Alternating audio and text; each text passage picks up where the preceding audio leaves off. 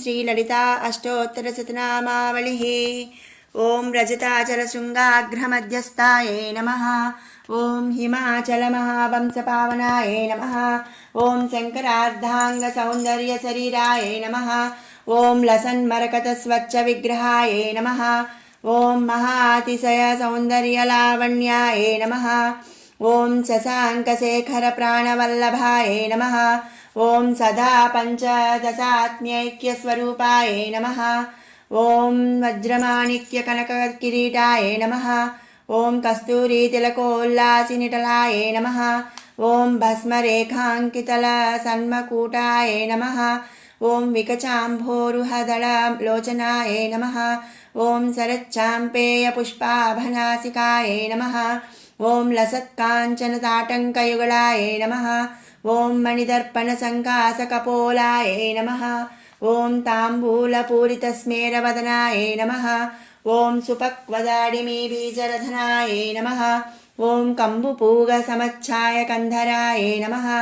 ॐ स्थूलमुक्ताफलोदरसुहाराय नमः। ॐ गिरीशबद्धमाङ्गल्यमङ्गलाय नमः। ॐ पद्मपाशाङ्कुशलसत्कराब्जाय नमः। ॐ पद्मकैरवमन्दारसुमालिन्ये नमः। ॐ सुवर्णकुम्भयुग्माभसुकुचाय नमः। ॐ रमणीयचतुर्बाहुसंयुक्ताय नमः। ॐ कनकाङ्गदकेयूरभूषिताय नमः। ॐ बृहत्सौवर्णसौन्दर्यवसनाय नमः। ॐ बृहन्नितम्बविलसज्जघनाय नमः। ॐ सौभाग्यजातशृङ्गारमध्यमाय नमः। ॐ दिव्यभूषणसन्दोहरञ्जिताय नमः। ॐ पारिजातगुणाधिक्यपदाब्जाय नमः। ॐ सुपद्मरागसङ्कासचरणाय नमः। ॐ कामकोटिमहापद्मपीठस्थाय नमः। ॐ श्रीकण्ठनेत्रकुमुदचन्द्रिकाय नमः।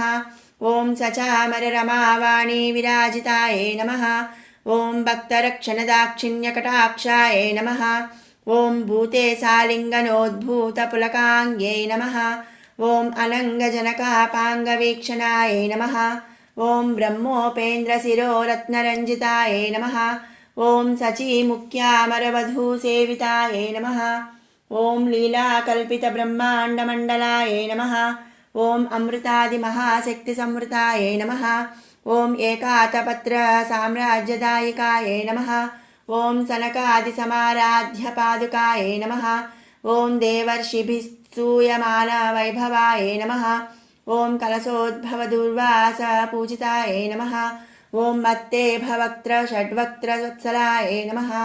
ॐ चक्रराजमहामन्त्रमध्यवर्त्यै नमः। ॐ चिदग्निकुण्डसम्भूतसुदेहाय नमः। ॐ शशाङ्कखण्डसंयुक्तमकुटाय नमः। ॐ मत्तहंसवधूमन्दगमनाय नमः। ॐ वन्दारुजनसन्दोहवन्दिताय नमः। ॐ अन्तर्मुखजनानन्दफलदाय नमः। ॐ पतिव्रताङ्गनाभीष्टफलदाय नमः। ॐ अव्याजकरुणापूरपूरिताय नमः। ॐ नितान्तसच्चिदानन्दसंयुक्ताय नमः। ॐ सहस्रसूर्यसंयुक्तप्रकाशाय नमः। ॐ रत्नचिन्तामणिगृहमध्यस्थाय नमः। ॐ हानिवृद्धिगुणाधिक्यरहिताय नमः। ॐ महापद्माटवीमध्यनिवासाय नमः। ॐ जाग्रत्स्वप्नसुषुप्तीनां साक्षीभूत्यै नमः। ॐ महापापौघपापानां विनाशिन्यै नमः। ॐ दुष्टभीतिमहाभीतिभञ्जनाय नमः। ॐ समस्तदेवतनुजप्रेरकाय नमः। ॐ समस्तहृदयाम्भोजनिलयाय नमः। ॐ अनाहतमहापद्ममन्दिराय नमः। ॐ सहस्रारसरोजातवासिताय नमः। ॐ पुनरावृत्तिरहितपुरस्ताय नमः। ॐ वाणी गायत्री सावित्री सन्नुताय नमः। ॐ रमाभूमिसुताराध्यापदाब्जाय नमः। ॐ लोपामुद्रार्चितश्रीमच्चरणाय नमः। ॐ सहस्ररतिसौन्दर्यशरीराय नमः। ॐ सत्यसम्पूर्णविज्ञानसिद्धिदाय नमः। ॐ श्रीलोचनकृतोल्लासफलदाय नमः। ॐ श्रीसुधाब्धिमणिद्वीपमध्यगाय नमः।